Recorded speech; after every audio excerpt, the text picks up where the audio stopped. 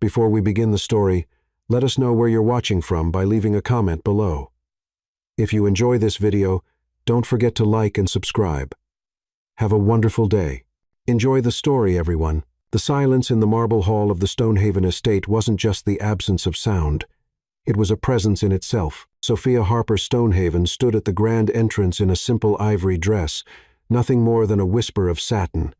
It was too elegant to be casual, yet too modest to be bridal. Her hands trembled slightly as she clutched a bouquet of white calla lilies, her mother's favorite. She could hear the echo of her own breath against the high vaulted ceilings, and in that moment, the entire weight of the agreement she had signed pressed on her shoulders like invisible chains. Just hours earlier, she had become Sophia Harper Stonehaven, in name only. At 22, Sophia had grown up surrounded by vineyards, her world filled with the earthy perfume of grapes, the soft winds of Charleston, and dreams too fragile to survive the harsh reality of financial collapse. Her father's unexpected death had left behind not only sorrow, but a mountain of unpaid debts that threatened to swallow Harper Vineyards, the soul of her family's legacy.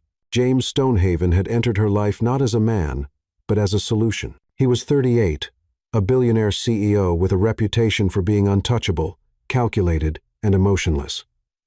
The press called him the Iceman of Wall Street. Shareholders praised his ability to make ruthless decisions without blinking. Women admired him from afar, always from afar. No one got close, and that was exactly how he wanted it.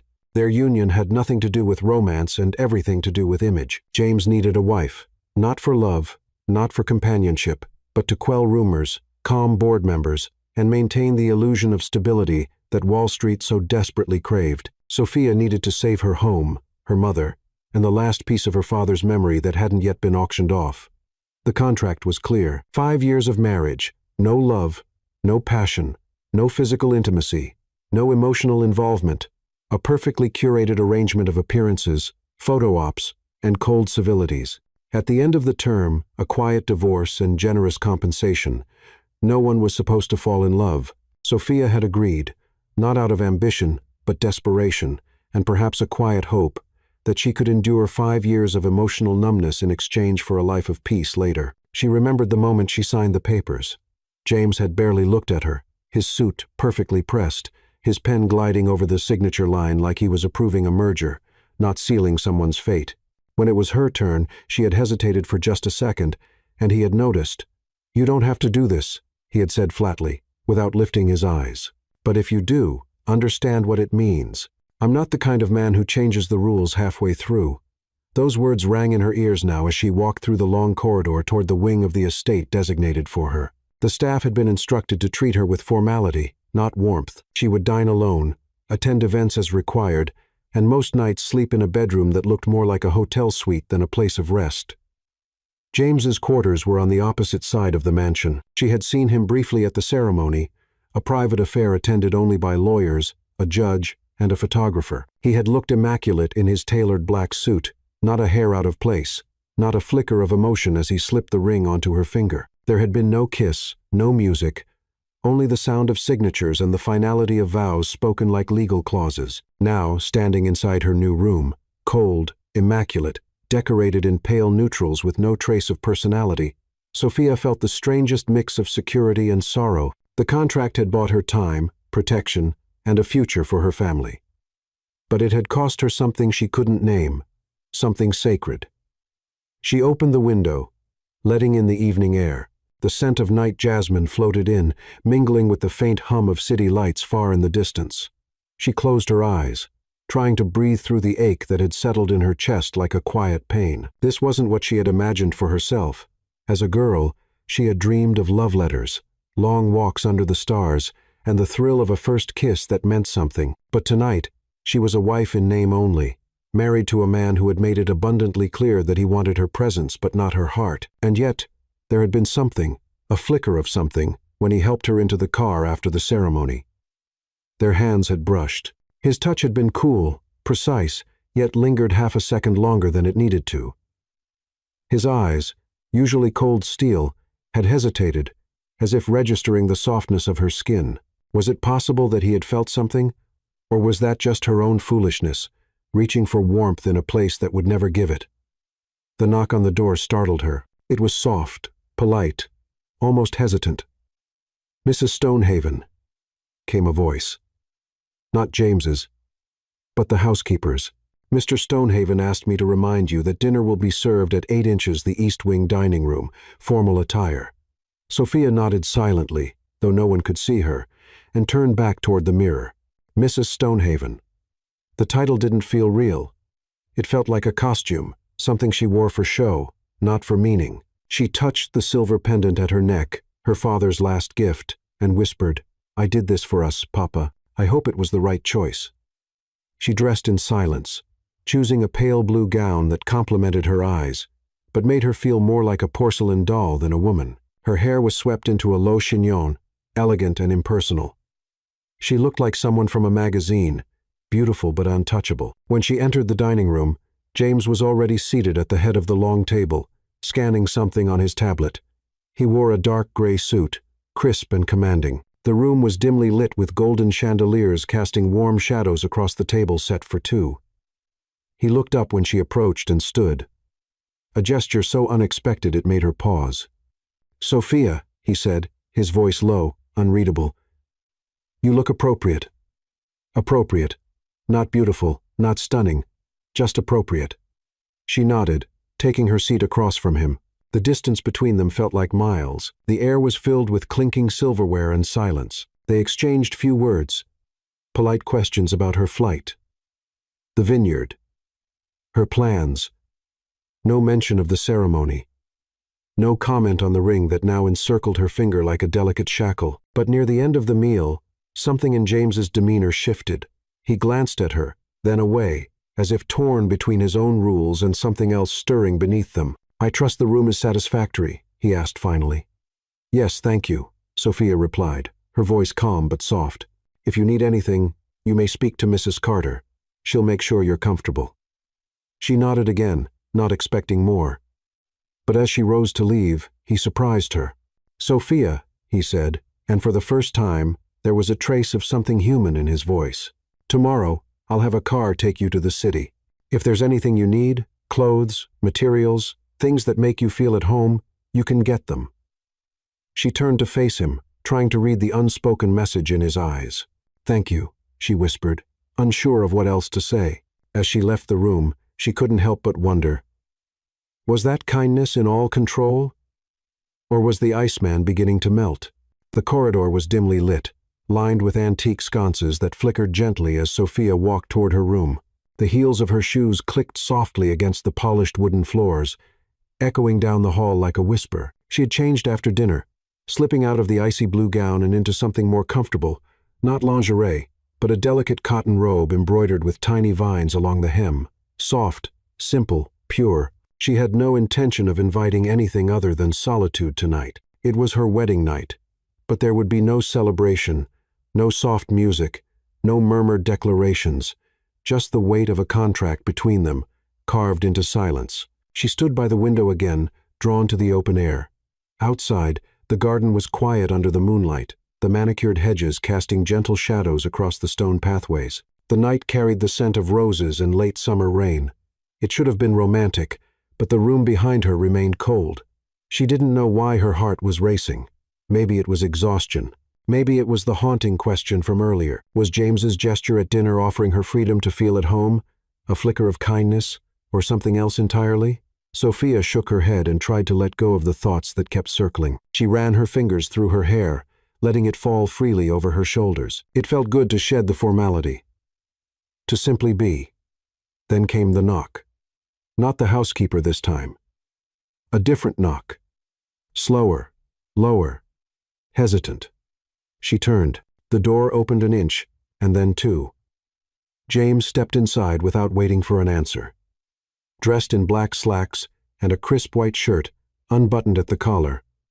No tie, no jacket. His sleeves were rolled up. The man who usually carried the sharp edge of command now looked almost human, almost lost.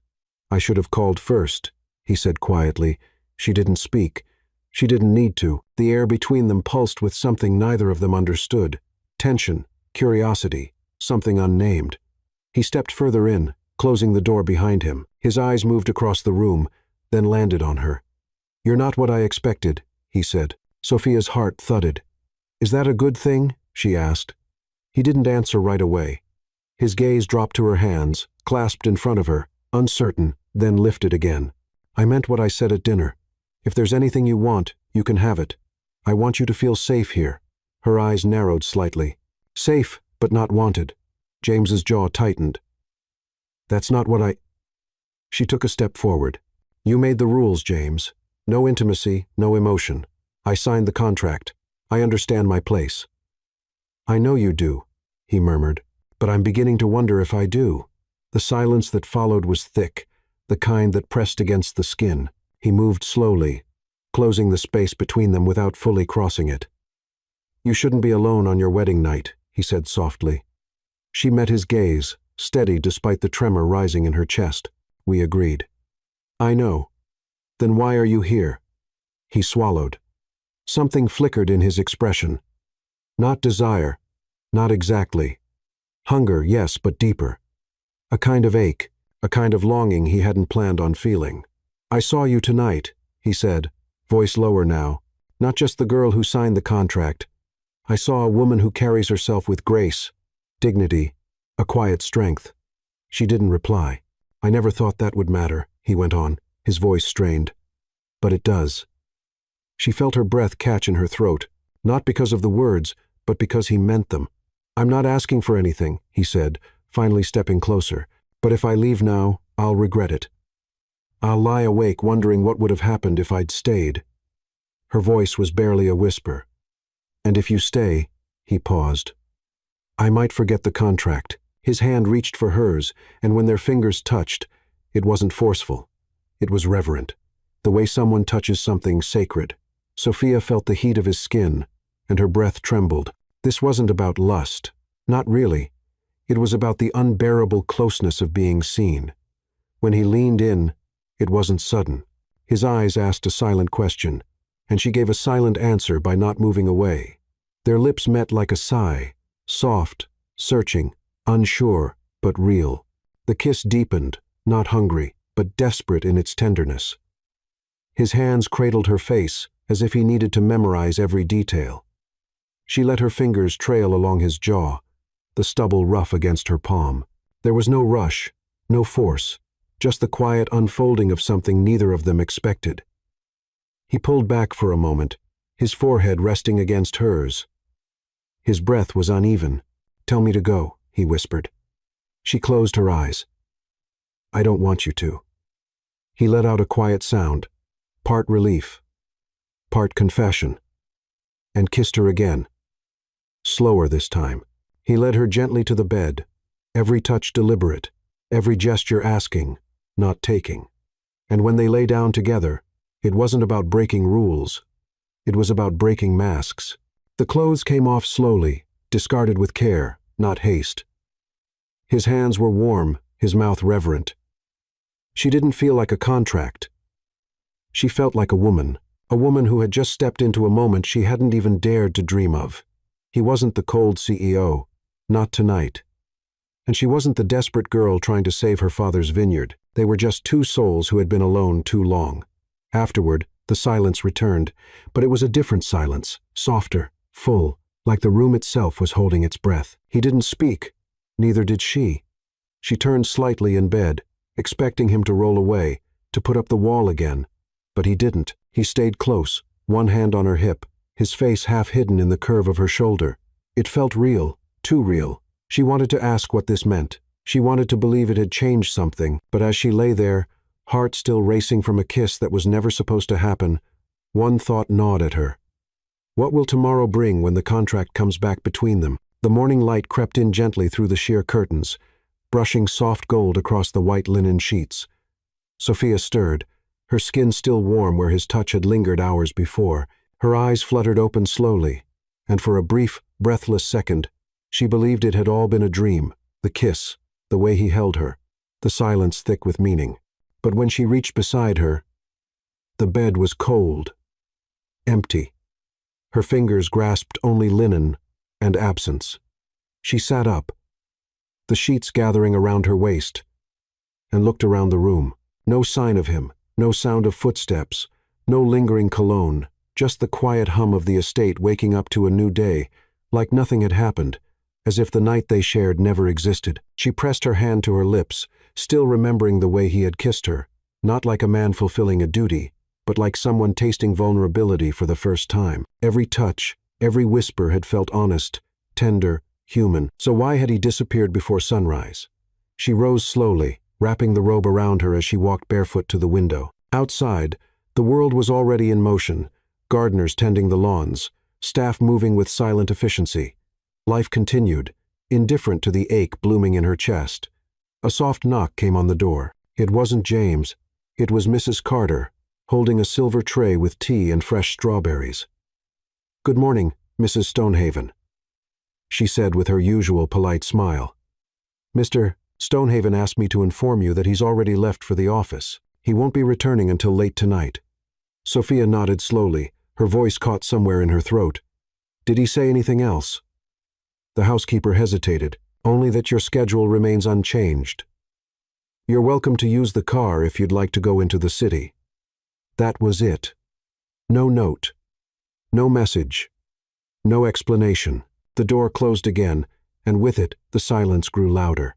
Sophia walked back to the bed and sat down slowly, clutching the robe tighter around her. Something inside her, something soft and hopeful, cracked. She had known the contract by heart. She had accepted the terms. She never expected love. She never asked for it. But he had come to her. He had stayed. He had touched her like she mattered. And now he was gone. The hours crawled by.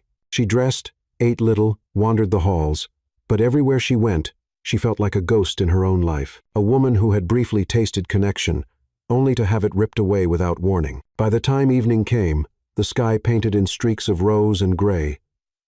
Sophia felt something colder begin to settle in her chest. Not anger, not yet, just confusion, a quiet hurt that dug deeper than she wanted to admit. She decided to wait in the study. Maybe he would come home. Maybe he would look at her the way he had the night before. Maybe he would explain. The grandfather clock struck 10. No sign of him. At 10, she heard the distant sound of tires on gravel, a car door, footsteps, and then nothing. She stood, walked to the hallway, and found him there, loosening his tie, eyes dark with exhaustion. "James," she said softly. He looked up.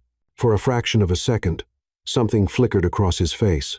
Surprise, maybe, or regret, but it vanished quickly. "I didn't expect you to wait up," he said. "I needed to talk to you," she said. He sighed, running a hand through his hair. "Sophia, whatever you think happened last night," she froze. "Think happened." He avoided her eyes. It was a mistake. The words hit her like a slap, sharp, sudden, cold. She blinked. "A mistake? I broke the agreement. I shouldn't have come to your room. I let my guard down, and it won't happen again." She stepped closer, her voice shaking. "You came to me. You kissed me. You asked to stay. Don't turn this into something I imagined." "I'm not," he said, his tone flat. "But it was still a lapse in judgment, that's all." "A lapse," she whispered, disbelief tightening her chest. "You looked at me like I was more than a contract." His eyes flicked to hers, then away. "I wasn't thinking clearly." Her stomach twisted. "So you just used me." His expression darkened. "Don't twist this, Sophia." "Then explain it to me," she demanded, the calm slipping from her voice. "Help me understand how you go from holding me like I was the only person in the world to pretending it never happened." Silence. He said nothing, and that silence was worse than any excuse he could have given. She took a slow breath, willing herself not to cry. "Not here. Not now. I didn't ask for any of this," she said, voice low. "You made the rules. I followed them. You broke them, and now I'm the one paying for it." His face was unreadable, his silence impenetrable. Finally, he said, "I think it's best if we keep our distance. Emotions complicate things. We have an agreement, and I intend to honor it." She stared at him, heart thudding in disbelief. "Then don't ever come near me like that again," she said, her voice trembling but strong. "I won't," he replied. She walked past him, the sound of her bare feet echoing down the hallway, and for the first time since entering this house, she didn't feel fragile. She felt something sharper, a flicker of fire beneath the ache. Back in her room, she closed the door behind her and leaned against it, eyes burning. She had made a choice to give herself to him, not out of obligation, but trust. And he had taken it, then thrown it into the shadows like it meant nothing. But Sophia Harper Stonehaven was not made of shadows. She wiped her tears, walked to the mirror, and saw a woman staring back who was done waiting for someone else to validate her worth. Whatever happened next, she would not let this house or this man define her. The days that followed were hollow. James didn't speak to her beyond the necessary civilities. He came and went like a shadow, always distant, always guarded, as if that night had burned him in ways he wasn't willing to confront. Sophia stopped trying to understand his silence. She stopped waiting by the hallway, stopped listening for the sound of his footsteps. She retreated into herself, not out of weakness, but out of instinct, like a flower closing its petals against the storm. The Stonehaven estate, with its ornate halls and endless rooms, became a palace of echoes, a place too vast for one soul to feel seen. Sophia would wake early and walk the corridors in soft slippers, each step a small rebellion against despair. She explored parts of the house no one used anymore. Forgotten parlors, a dusty music room, old storage wings filled with antiques wrapped in white sheets. She became familiar with the silence, learned to breathe through it even when it felt like it was pressing against her lungs. One morning, just after a rainstorm had passed, she stumbled upon a wing tucked behind the east side of the estate, a part she hadn't explored. The heavy door creaked as she pushed it open, revealing a long hallway leading to a tall arch of stained glass. At the end of the corridor was a glass ceiling draped in ivy, the Stonehaven Conservatory, long abandoned, and in the center, overrun with vines and silence, was a garden of stone, glass, and wild air. The space was bathed in golden morning light. Dust particles floated in the air like tiny spirits. Old flower beds, once elegant, had been left to grow wild.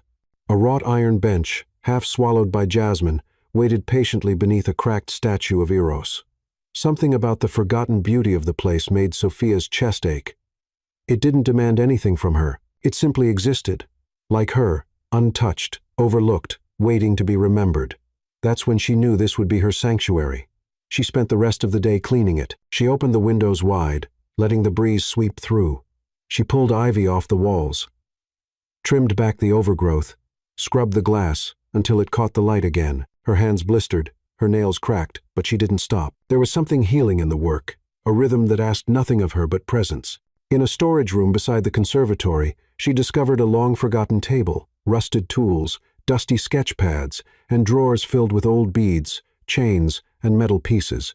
Her breath caught in her throat. She knew these tools. She had used ones just like them as a teenager in Charleston, sitting in the back of Mr. Grayson's tiny shop in the old district, where she had spent hours watching him bend wire and set stones into silver. He had been a friend of her father's, and when vineyard life overwhelmed her, she had escaped there, learning not just technique, but patience, precision, soul. Sophia picked up a pair of pliers, rusty, but still functional. Her fingers remembered the way memory lives in the body before the mind catches up. She sat at the bench and began. At first, it was just play, rearranging beads, twisting wires into shapes, letting her fingers move without expectation. But soon, the hours disappeared into creation. Her first piece was a simple pendant, a tiny silver heart wrapped in copper vines, not perfect, but honest. Then came earrings, small and intricate, inspired by the jasmine blooming outside. She began sketching designs every morning. At night, she refined them. Her fingers worked until they ached. But the ache felt good, like proof of something being born again. It wasn't about selling. It wasn't about being seen. It was about breathing again, feeling again. She crafted a pair of teardrop earrings with mother-of-pearl she found in an old box, shaping them like droplets of memory. A necklace that curved like the branches outside. A bracelet that mirrored the stained glass colors above the garden. Each piece was quiet, feminine, full of her. And yet, the world outside the conservatory remained unchanged. She still dined alone. James remained a ghost behind closed doors, but something within Sophia began to shift. She started wearing her creations, not as fashion, but as armor, as reminders. One morning, she came down to breakfast wearing a delicate gold ring she had made from melted scraps. The staff noticed. A few days later, she wore a hand-crafted brooch to a charity event she was required to attend. One of the guests, an older woman with impeccable taste, complimented it. "Who designed that?" she asked, eyes narrowing with interest. "I did," Sophia answered quietly. The woman blinked, surprised, then smiled. "You have an eye. That piece speaks." That was the first time Sophia realized her art wasn't invisible. She wasn't invisible. Back in her sanctuary, she began working with more intention. She researched stone meanings, let herself create collections inspired by emotion, grief, hope, longing. She named them privately, tucked them into velvet boxes, never imagining anyone would care. And yet, the house began to shift in quiet ways. One afternoon, James came home early and paused at the hallway that overlooked the garden. He saw her there beneath the ivy-draped arch, focused, hands moving with delicate precision. She didn't notice him. He didn't speak. He only watched. She was radiant in a way he hadn't expected. Not polished, not poised, but alive. Something about the way her brow furrowed in concentration, the way her hands moved like music, the way she smiled just slightly when something worked. It unsettled him because she didn't need him, and he hadn't planned on that. That night, Sophia returned to her room, unaware of the eyes that had watched her. She lit a small candle by the windowsill and sat with her latest piece, a necklace shaped like two broken pieces meeting at a single point. She hadn't planned it that way. It had just happened. She stared at it for a long while, then whispered, "Maybe broken things can still belong." She didn't know it yet. But this rediscovery, this quiet defiance, was the beginning of her becoming. Not his wife, not his contract, herself. The morning sun filtered through the stained glass ceiling, casting pools of amber and sapphire across the conservatory floor. Sophia sat at her workbench, fingers stained with gold dust, her hair loosely tied back with a ribbon that had once belonged to her mother. A soft breeze stirred the jasmine vines that framed the windows, and the scent mixed with the subtle perfume of melted wax and polished silver. She had finished her latest collection the night before, 6 unique pieces, each inspired by a season of the soul. Bloom was a pendant shaped like a budding rose, its petals crafted from pink tourmaline. Storm was a pair of sharp-angled earrings, dark with onyx and iron. Stillness, a bracelet of moonstone and fine thread, felt like quiet nights and wordless grief. She had named the series Light of Soul, though no one but her knew that yet. Sophia didn't seek validation, not anymore. Her art had become something personal, a place to place the things she couldn't say aloud, the nights she cried in silence, the ache of being both wife and stranger in her own home, the strength she had found in the solitude. But fate, it seemed, had other plans. It started with an unplanned encounter. One afternoon, Sophia was asked to attend a garden luncheon hosted at the Stonehaven estate, a formality, a gathering of directors' wives and socialites, the kind of event James usually avoided but insisted Sophia be present for. She wore a cream silk dress, elegant but understated. Around her neck, she fastened Bloom, the pendant she had crafted in the early days of rediscovery. She wasn't trying to make a statement, she just didn't want to feel invisible. The reaction was immediate. Within minutes of her arrival, a woman in a navy blue suit approached her with a sharp gaze and a curious smile. It was Eleanor Ramsey, wife of Charles Ramsey, one of Stonehaven Global's oldest partners. "My dear," Eleanor said, lifting her champagne glass slightly, "where did you get that necklace?" Sophia blinked. "I made it." "You made it?" Her eyes widened. "As in designed and crafted?" "Yes," Sophia replied, suddenly unsure if that was the right answer. Eleanor's smile softened. "It's exquisite. It has emotion, not just design."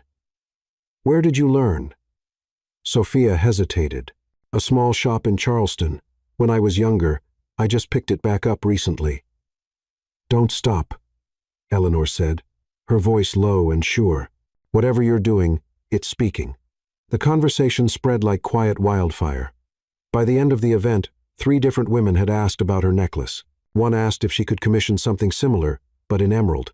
Another wanted earrings for her daughter's wedding. A third simply said, "There's a story in your work. I want to hear it."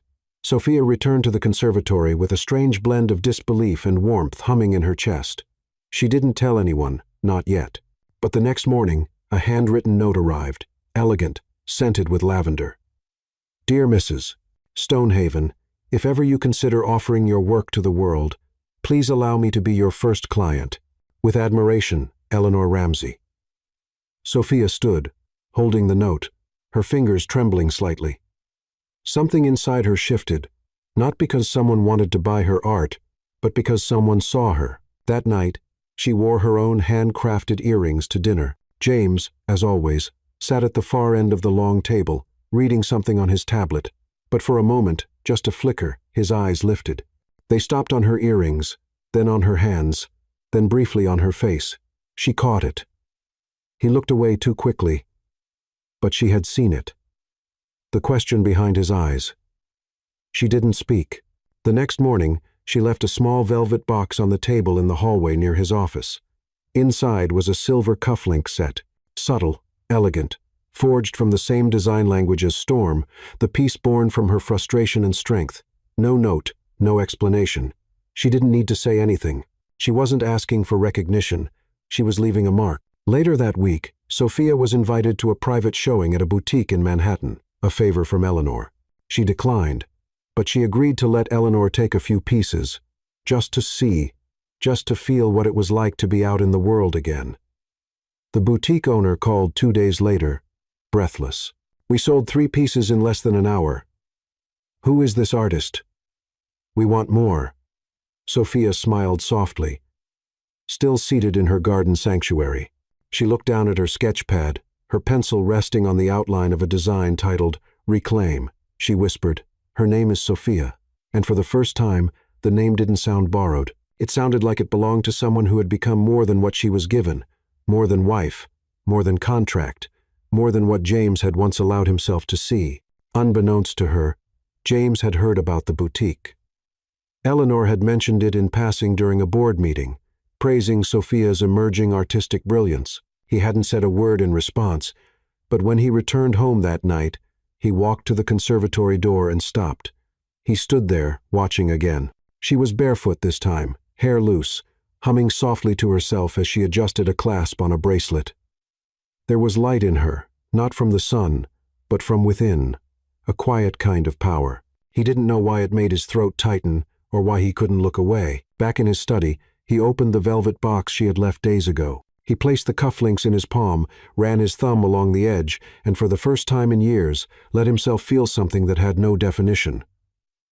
Pride. Regret. Longing. He didn't know yet, but he knew this much. The woman he had married to keep things simple was becoming the one person who complicated everything. The invitation arrived on cream gold cardstock, stamped with a royal seal and a handwritten signature in ink as dark as wine. You are cordially invited to the annual masquerade ball of Her Grace, the Duchess of Wessex, in celebration of tradition, art, and influence. Sophia read it twice before setting it down on the table. The Duchess of Wessex's masquerade was the most exclusive event of the New York elite. A gathering where fortunes were flaunted behind silk masks, and every step across the marble floors meant 1,000 silent judgments. To be invited was a privilege. To attend, a declaration. James knocked once before entering her sitting room. Unusually quiet. He didn't meet her eyes at first, only gestured toward the envelope. We're expected to attend. Sophia raised an eyebrow. We? They want a show of stability. The Duchess is old money, and the board has a soft spot for tradition. She has eyes everywhere. Sophia studied him for a moment. His face was unreadable, the perfect executive, controlled, cold, but something in his voice had a falter. "And you need your wife to be ornamental," she said. Not bitter, just factual. "I need my wife to stand by my side," he replied, finally meeting her gaze. "But you're not ornamental, Sophia. Not anymore." That admission, small and sharp, lodged itself somewhere beneath her ribs. He turned to leave, but paused at the door. "A dress has been ordered, a French designer. It should arrive by Friday."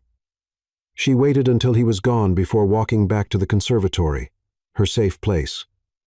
Her heartbeat still echoed in her ears. Her dress had been ordered, But it wouldn't be the dress she wore. That night, she opened the chest where she kept her most personal creations, the ones she never intended to sell. Pieces made with emotions so raw they felt like pages torn from her own diary. From those, she began sketching a vision, not for the world, but for herself. She would not enter that ballroom as a shadow of James Stonehaven's reputation. She would enter as Sophia. She worked for 3 days straight, sketching, crafting, fitting. The dress she eventually chose was understated, deep emerald green with a clean silhouette, but it was the jewelry that told the story. A golden pearl collar necklace shaped like ivy vines curling protectively around her throat. Earrings of labradorite, stones known for intuition and transformation. A cuff bracelet engraved with invisible markings in the language of vines and grief. Her mask, made by her own hands, gold filigree, with hints of forest green and soft crystals. Feminine, mysterious, fierce. When the car arrived, Sophia stepped into it without fanfare. James waited inside, impeccably dressed in a tailored black suit with a silver half-mask. He didn't speak for a long moment. He simply stared. "You didn't wear the dress," he said at last. "I wore myself," she answered. He didn't respond, but he couldn't look away. The ballroom at the Grand Astoria Hotel was a cathedral of excess. Marble columns, golden chandeliers, walls draped in velvet. Guests moved like dancers in a silent opera, faces hidden behind feathers, silk, and mystery. Sophia walked beside James as cameras flashed. Every movement she made was deliberate, graceful without apology. Heads turned, conversations paused. Even behind masks, she felt their eyes. "Who is she?" Someone whispered as they passed. James placed a hand lightly at her back, not possessive, not performative, as if grounding himself, as if he couldn't believe what he was seeing either. Inside the ballroom, the Duchess herself made an entrance, her mask glittering like starlight. But even her grace paused when she noticed Sophia's necklace. "Exquisite," she murmured. "Who designed your jewelry, my dear?" Sophia didn't hesitate. "I did." The Duchess blinked behind her veil. "Truly? I design and create each piece by hand," Sophia said, her voice calm but firm. "This collection is called Resilience. It's not for sale." A silence fell. Not discomfort, reverence. Then came the applause. Subtle at first, then spreading.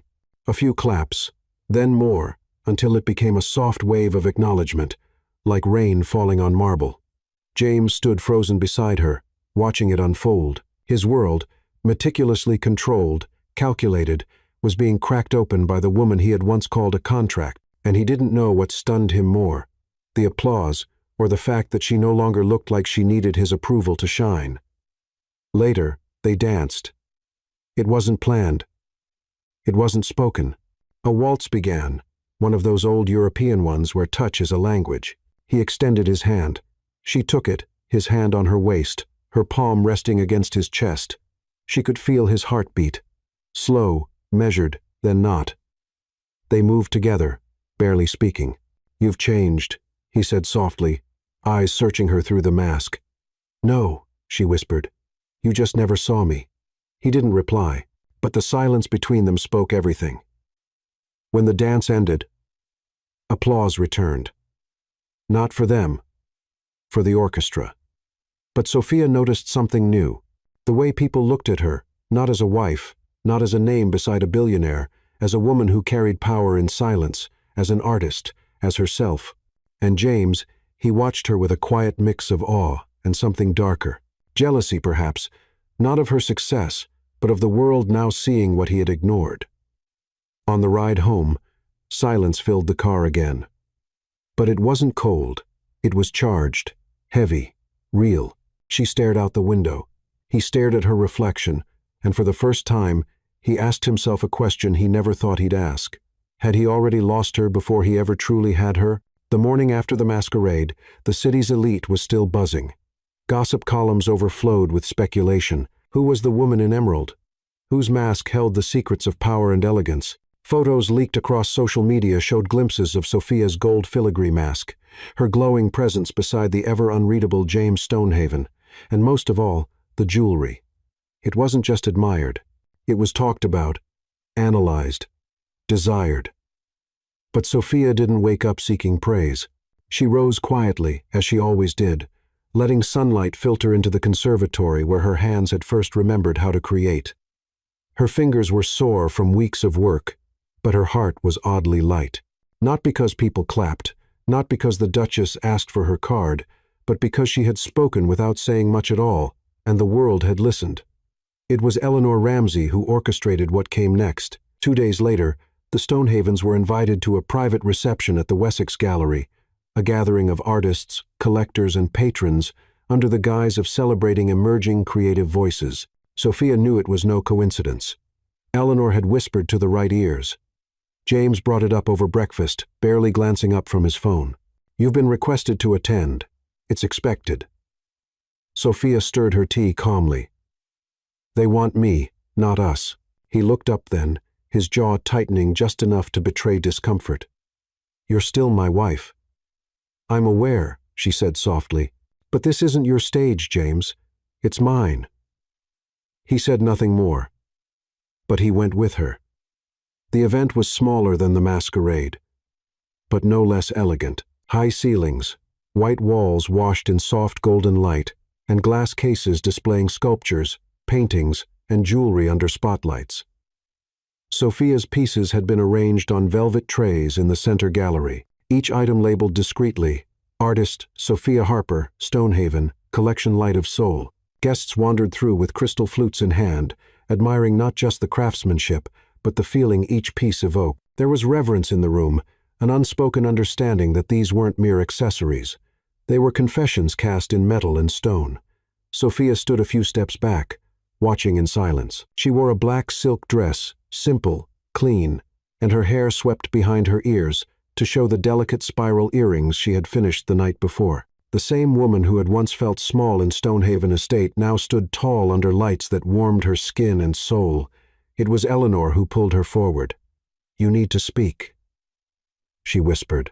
"They're asking who made these." "I already told them." "You need to say it out loud." A curator stepped forward, gesturing toward the center of the room. "Ladies and gentlemen," he began, "I've had the honor of showcasing many designers, but tonight we welcome a woman whose work speaks not only of aesthetic beauty, but of emotional truth. Please, Mrs. Stonehaven, if you would." All eyes turned. Sophia hesitated only a second. Then she stepped forward, calm, collected, radiant in a way that didn't scream, but whispered truth. She cleared her throat, her voice soft, but unwavering. "I created these pieces," she said, "each one with my own hands. Not in a studio in Paris, not in a lab, but in a forgotten corner of my home, where I remembered who I was." Silence, then slowly applause. Not loud, not forced, respectful, real. James stood at the back of the room, half in shadow, watching her. He had heard her speak to shareholders before, polite, scripted, cautious. But this was a woman fully in her skin. No script, no pretense, just power. He couldn't deny the pride that bloomed in his chest, nor the heat that followed it. Pride turned to something tighter, jealousy, not of her success, but of the fact that this version of Sophia, this force of quiet brilliance, had grown without him, without his guidance, without his permission.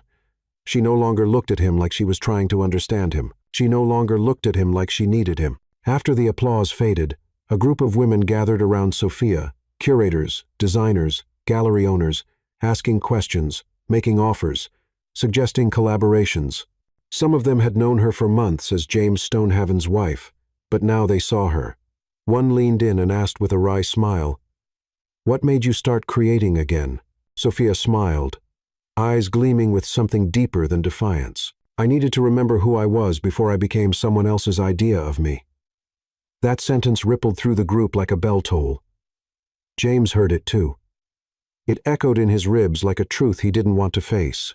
On the way home, the silence in the car was different. Heavy, but not cold. She looked out the window. He looked at her hands. The same hands that had once touched him with hesitation now moved through the world with conviction.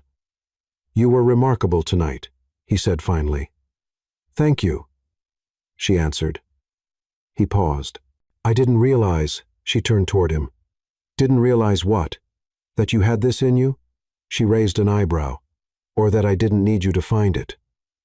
He winced, just slightly, but enough. The rest of the ride passed in silence. When they returned to the estate, she walked ahead, not waiting for him. In the dim hallway, she stopped for a moment, turning back. You told me once you didn't change the rules, she said. But I think you just never knew how much the rules never applied to me. Then she disappeared down the corridor. James stood alone, his heart echoing with the sound of her footsteps, unsure if the admiration he now felt had arrived too late.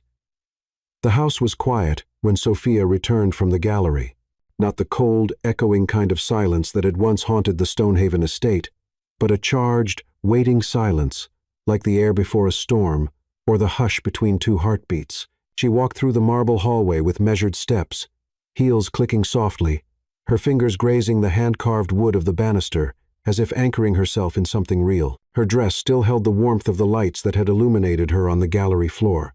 Her pulse still echoed with the applause, but it wasn't pride that pulsed in her chest now. It was clarity. She had spoken as herself, and the world had listened, and James had watched. Sophia stepped into her sitting room, pulled the pins from her hair, and let it fall around her shoulders. She didn't rush to change out of the black silk gown. She wanted to feel every moment of this new version of herself, the version that no longer waited, no longer asked. She poured a glass of water, walked to the window, and looked out into the garden. Moonlight glinted against the ivy and the glass dome above the conservatory, where her hands had found life again. For the first time since their wedding night, she felt something stir deep in her chest, not longing, but calm, not loneliness, but anticipation. A knock came at the door. She didn't need to ask who it was. "Come in," she said softly. The door opened slowly, and James stepped inside, still in his tailored suit, tie slightly loosened. His mask from the gallery, the one he wore so often in boardrooms and social functions, was gone now. He looked tired, not physically, emotionally, stripped. "Hi," he said. "Hi," she answered, her tone unreadable. He stepped inside and closed the door gently behind him, as if afraid the sound would shatter the fragile air between them. "I couldn't sleep," he said, voice low. "She didn't move. That makes two of us." He nodded slowly, then added, "I saw you tonight." She raised an eyebrow. "You've seen me every day for months." "Not like that," he said. "Not with eyes open."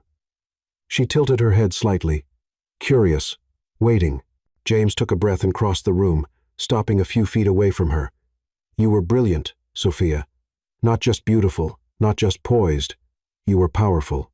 I've spent my life surrounded by people who want something from me. And tonight, I realized I've spent months married to someone who never asked for anything and somehow gave me everything I didn't know I needed." Her throat tightened. He continued, his voice softer now. "I built this entire life around control, around logic. So I thought, if I kept everything in order, nothing could hurt me. I thought love was a distraction, that vulnerability was weakness, but then you happened." She said nothing. He took one step closer, and suddenly, silence started to feel like punishment. "I've tried to push you away," he admitted. "I've tried to convince myself that what happened that night, the first night, was just a mistake. That I could go back to being the man who didn't feel anything." "And did it work?" she asked, barely above a whisper. He shook his head slowly. "No. It broke me." The words landed between them like a confession. He stepped closer now, only inches away, his voice trembling. "I don't know what this is supposed to look like. I don't have the answers, but I know I don't want to keep pretending that you're just part of a contract. I see you, Sophia. I see your fire, your strength, your heart, and if you let me, I want to be where you are." Her breath caught. "Tonight," he said, voice cracking, "I don't want to sleep alone, not because I need comfort, but because I want to choose you fully, without rules, without fear." He held out his hand. No pressure, just an invitation. She looked at it for a long moment, the same hand that had once held a pen and drawn her into a life of cold agreements. But tonight, it offered something else. Trust. She took it. Their fingers laced together, and the room exhaled with them. He led her gently to the bedroom. No urgency, No rush. He helped her out of the gown like he was unwrapping something sacred. His hands reverent, his touch unhurried. She undid the buttons of his shirt, fingers brushing over the scar near his shoulder, one she had never asked about before. He let her touch it, let her see him, truly see him for the first time. They moved together slowly, not like strangers, not like lovers from a contract, but like two people shedding the final layer of armor. When he kissed her, it wasn't hesitant like before, and it wasn't desperate either. It was quiet and deep. A kind of homecoming.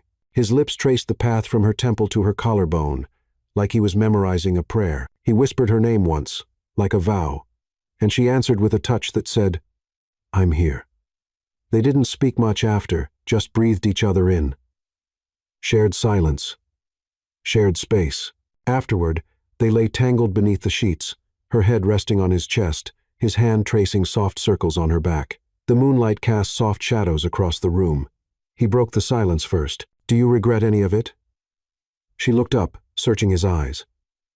"No," she said, "not even the worst parts, because they brought us here." He kissed her forehead, and for the first time since they met, she felt him exhale fully, as if 1,000 invisible chains had finally fallen away.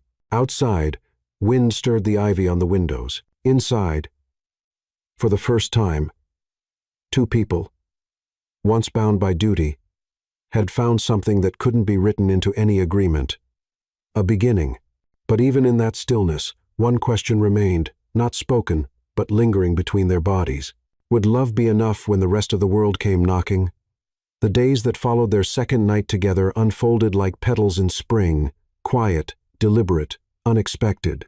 No grand declarations, no fireworks, just the simple, quiet unraveling of two souls who had finally dropped their guard. Sophia woke the next morning in James's arms, not in a palace of doubt, but in the stillness of something real. He didn't rush to leave the bed. He didn't retreat into silence. He stayed. When she opened her eyes, he was already watching her, his hand brushing a strand of hair from her cheek like it was the most natural thing in the world. "Good morning," he whispered. She smiled. It island. They had breakfast together for the first time without pretense. Not across a long dining table like strangers, but in the small sunroom off the east corridor. He made coffee. She made toast. There were awkward moments. James had no idea how to work the antique toaster. But they laughed. Really laughed. It felt domestic, real. And James, the man who once orchestrated every moment of his life like a chessboard, began to let go. He canceled 2 meetings that day, took her for a walk through the vineyard trails on the edge of the estate, a part of the property he hadn't visited in years. As they walked among the vines, he asked questions about her designs, not polite curiosities, real ones. "What inspires the shape of your pendants?" he asked genuinely. She smiled. "Emotion, sometimes grief, sometimes joy, sometimes silence." He looked at her with something between awe and guilt. "I wish I had known that sooner." "You didn't want to know," she said, not with bitterness, but truth. And he nodded, accepting it. That night, she invited him into her world. She brought him into the conservatory, her sacred place, showed him the sketchbook she had hidden for months, the trial pieces that had never been worn, the necklace she had made the night after he left her cold, a fragile silver branch twisted into a loop titled "Unfinished Apology." He held it in his hand, speechless. "I didn't realize I was part of your work," he said. "You were always part of it," she answered. "Even when you weren't there." He looked at her, a quiet sorrow in his eyes, then set the necklace down and kissed the inside of her wrist slowly, deliberately, as if apologizing without words. From that day on, something fundamental shifted. James began working from home more often. He moved his meetings to late afternoons so he could have breakfast with her in the mornings. He sat beside her in the conservatory sometimes, not talking, just existing in her space. He even started sketching once, badly. She laughed when he showed her his crooked, clumsy drawing of a bracelet, but he smiled anyway. "Designing a piece for my terrifying wife," he said. She raised an eyebrow. "Terrifying?" He grinned. "You terrify me in all the right ways." He wasn't perfect. He was still learning how to be vulnerable. Sometimes, she'd catch him retreating into silence, especially when the world outside demanded his armor again. But the difference now was he always came back, and she always waited. Together, they created new rituals. Midnight walks through the garden, reading on the same couch, feet tangled under a shared blanket, late-night wine and old records, inside jokes, her humming while she worked, him stealing kisses between phone calls. One afternoon, she caught him staring at a painting above the fireplace in the main hallway. A dark, moody piece filled with storm clouds and a single silver bird in flight. "I always hated this painting," he murmured. "Then take it down," she replied. He looked at her, almost surprised. "I thought it had to stay. It's part of the Stonehaven legacy." She smiled gently. "Legacies can be rewritten." He stared at the painting for another long moment, then took it off the wall. In its place, they hung one of her sketches, a raw pencil rendering of two trees growing toward each other, their roots entwined beneath the earth. She titled it Becoming. It was a quiet rebellion, a small revolution, but to James, it was everything. Later that week, during a board dinner, Sophia arrived on his arm, not as a silent accessory, but as a woman the room respected. Eleanor introduced her as the artist behind Light of Soul, and every conversation that followed was about her work, her vision, her growing brand. James didn't interrupt. He didn't correct. He didn't overshadow. He just watched her with pride. When the dinner ended, he took her hand and pressed a kiss to her knuckles in front of everyone. It was subtle, but the meaning was loud. That night, back at the estate, they curled up on the couch, barefoot, sipping tea instead of champagne. She rested her head on his chest, listening to the beat of a heart that once felt unreachable. He ran his fingers through her hair and whispered, "Do you think it's possible to fall in love with the same person more than once?" She lifted her head and met his gaze. "I think we're still falling." He smiled. Not the polished one he wore in boardrooms, but the one she had learned to treasure, the one that only appeared when he wasn't looking. "I used to think love made you weak," he said. "Now I think maybe it's the only thing that makes us strong." They sat there, wrapped in quiet warmth. No contracts, no rules, just two people discovering what it meant to be chosen, not out of obligation, but from the deepest part of themselves. But neither of them knew that outside the walls of their sanctuary, new shadows were forming. Old ghosts, family secrets, and a name Sophia hadn't heard in years was about to return. The first real challenge didn't come from the outside world. It came from within the family. The invitation was addressed with the kind of calligraphy that could only belong to one person. Elizabeth Stonehaven, James's aunt, the matriarch of the family, and the self-appointed guardian of heritage and propriety. A widow with no children but many opinions, she lived in a marble townhouse in the Upper East Side, surrounded by oil portraits, bone china, and a sense of superiority that was impossible to ignore. Dinner, Saturday, 8, sharp, formal. No signature, just a command. Sophia had only met Elizabeth once, briefly at the wedding ceremony. The woman had nodded in silence, eyes scanning her like an art piece she wasn't quite sure was authentic. Since then, not a word. James held the invitation in his hand, brow furrowed.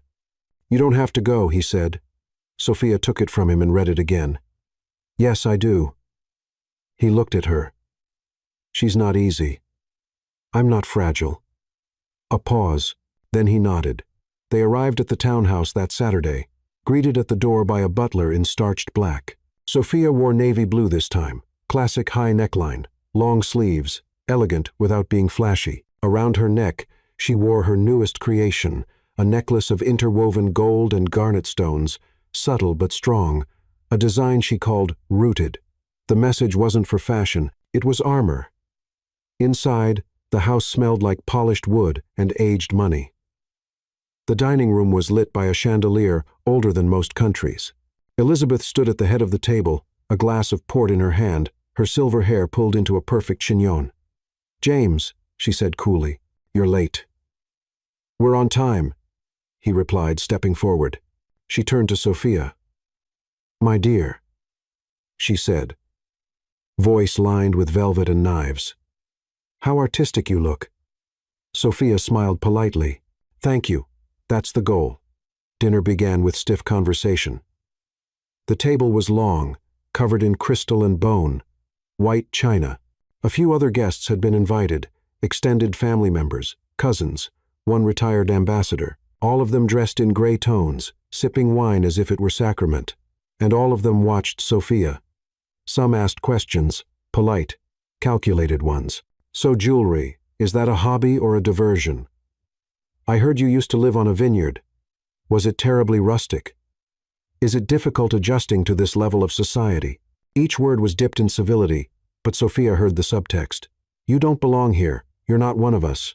You're an outsider with pretty stones." She responded with grace, humor, intelligence. But Elizabeth never smiled. She simply watched, sipping her wine with slow precision. And then it came. Over dessert, poached pears, and silence, Elizabeth set down her fork and looked directly at Sophia. "I imagine it's been a transformation becoming Mrs. James Stonehaven." Sophia nodded slowly. "In many ways, yes, but I haven't become someone else, just more of myself." Elizabeth tilted her head. That may be the most dangerous thing a woman can say in a room like this. Silence followed, sharp, tense. Then came a low voice, firm, unwavering. "She's not dangerous," James said. "She's exceptional." All eyes turned to him. Elizabeth arched a brow. "Oh?" He set down his glass and leaned forward slightly. "Sophia didn't marry into this family for privilege. She didn't change her name to gain access. She carried herself through every room I've watched her enter with more elegance, restraint, and integrity than most of the people sitting at this table." A hush fell over the room. He continued, "She's built something with her own hands. She's created a brand that speaks to emotion and meaning, and she's done all of it without asking for approval. That's not dangerous, Aunt Elizabeth. That's admirable." Elizabeth's lips pressed into a thin line. James turned to Sophia then, gently, like she was the only one in the room. "I married her because she challenges me, because she reminds me of everything I never knew I was missing, and because every day I'm proud to stand beside her." Sophia's heart clenched, not because he had defended her, but because he had done it publicly, unflinchingly, in a room where silence was currency and pride was rarely spoken aloud. Elizabeth said nothing, but the rest of the table shifted. One cousin offered a hesitant smile. Another asked about her next collection. Slowly, the tide turned, not out of affection, perhaps, but out of respect. Later that evening, after the guests had gone and coats were retrieved, Elizabeth approached Sophia by the fireplace. "You're stronger than you look," she said quietly. "I've had to be." Elizabeth nodded once. "Make sure he remembers that." And with that, she walked away. In the car on the way home, Sophia sat in silence for a while, then turned to James. "Why did you say all that?" He glanced at her, then back to the road. "Because I should have said it a long time ago." She reached for his hand, laced her fingers with his, and in that small gesture beneath the night sky, they sealed a new kind of promise, not in ink, not in ceremony, but in action. They had stood in the fire and walked out side by side. But the world wasn't done testing them. Beyond the lights of the city, an envelope sat on Sophia's old desk at the vineyard, unopened. From a name she thought she'd never see again, and it would bring with it a truth that could change everything. The first boutique to call was in Manhattan. Then came the one in Paris. Then a quiet handwritten letter from a gallery owner in London who had seen her work online and wanted to commission an exclusive series inspired by grief and rebirth. Each message arrived like a whisper, not from corporate agents, but from artists, curators, and collectors who spoke the same language Sophia did, soul. She never launched a formal campaign. There was no glossy branding, just her pieces photographed in natural light, shared quietly by the women who wore them. Eleanor Ramsey posted one on her social media, a close-up of a rose gold bracelet wrapped around her wrist with the caption, "Sometimes, strength is silent." Within hours, messages flooded in. Sophia could no longer keep up alone. At first, she resisted expanding. She didn't want her art to become mechanical. She feared that growth would dilute the honesty of what she created. But James, who had once tried to manage her, didn't offer advice. He didn't push. He only said, "What do you need to protect what you've built?" That question changed everything. Because now she had a choice. She hired 3 artisans, women she trained personally in the conservatory. She refused to outsource. Every piece would still be touched by human hands. Every design would remain rooted in emotion. She named her brand Light of Soul, after the sketchbook that had once saved her from silence, and the world responded. The collection premiered in Paris in a private showing attended by artists, writers, musicians, not just fashion insiders. Pieces sold out within days. Critics described her style as introspective luxury, design that wasn't just seen, but felt. She was invited to speak on panels about creative integrity. Vogue called her the quiet storm, reshaping wearable art. A museum in San Francisco asked to exhibit her early works in a show called Emergence from Silence to Spark. But for Sophia, the true success wasn't on paper. It was in the handwritten letters from women around the world, survivors, widows, young artists. One girl from Brazil wrote, "Your necklace made me feel like I wasn't alone, like someone had captured what I couldn't say." That was the currency Sophia cared about, and James, he watched all of it unfold with a pride so deep it startled him. He didn't hover. He didn't claim credit. He brought coffee during her meetings, held her hand before every speaking engagement, sat in the back row with quiet eyes and a half smile whenever she was under the spotlight. One night, after a boutique opening in London, they walked through Hyde Park under a drizzle of fog and lamplight. Sophia had removed her heels, walking barefoot through the damp grass, holding her shoes in one hand. "Do you ever miss the vineyard?" he asked softly. She looked at him for a moment. Thoughtful. "No, I carry it with me." He nodded. "You know, people think I built an empire." "You did," she said gently. "But it never felt like mine. Not until now. Not until I watched you build something with nothing but your truth." She reached for his hand. "Then maybe we're both building something new," she whispered. By the end of that year, Light of Soul had opened flagship stores in Manhattan, Paris, and Tokyo.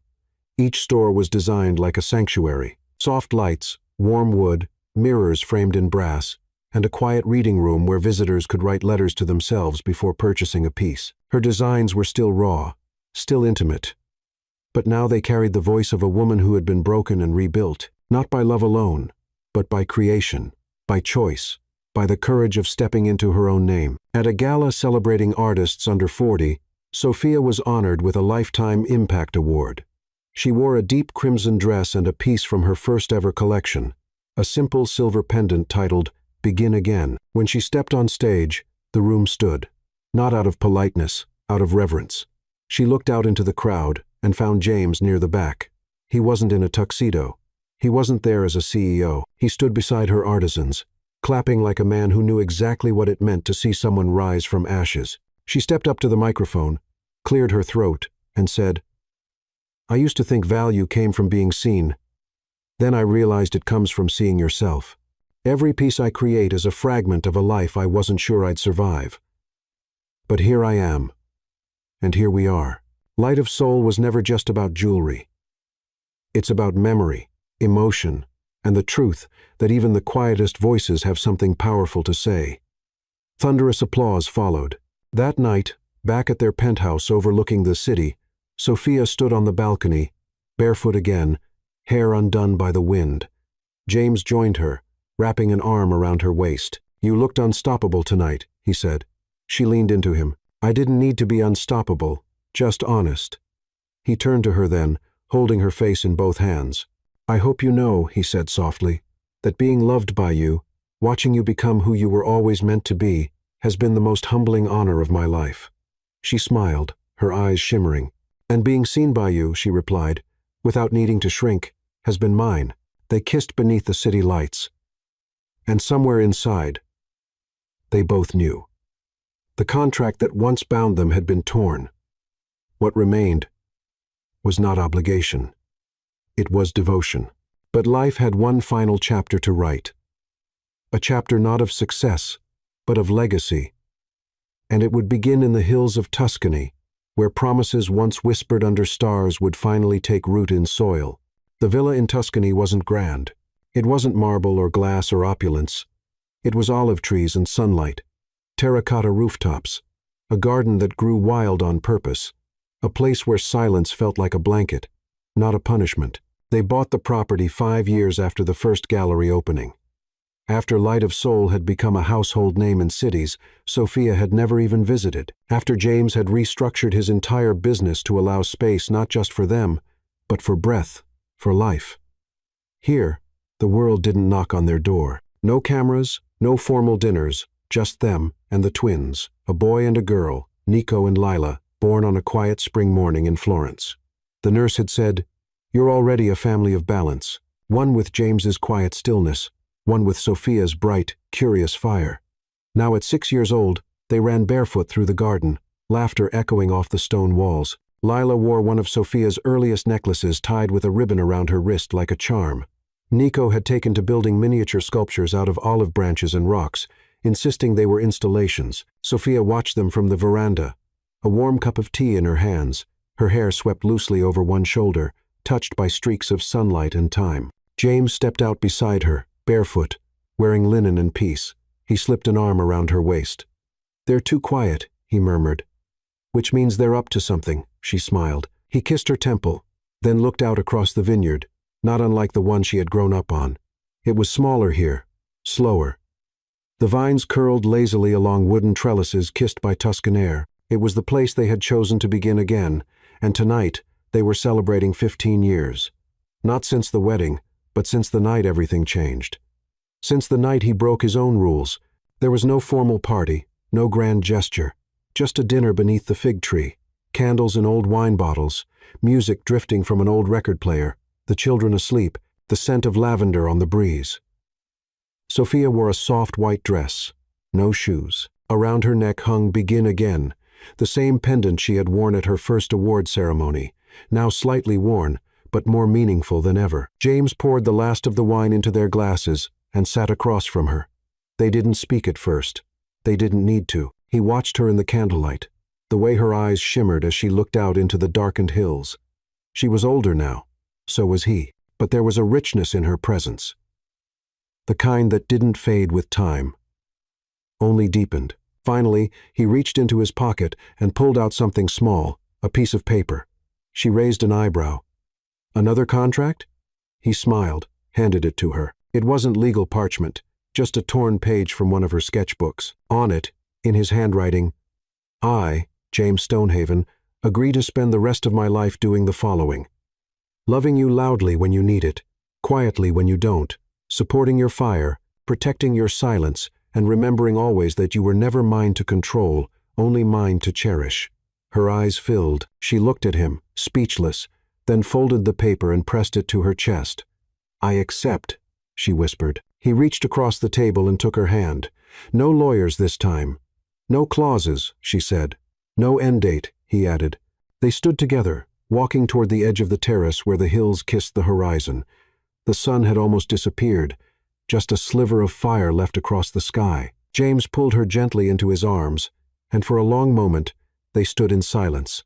Then he said, barely audible, "You're my true contract, Sophia. Not written in ink, but in time, in moments, in everything that came after the rules broke." She leaned into him, her head against his chest, "And that contract," he finished, "will last forever."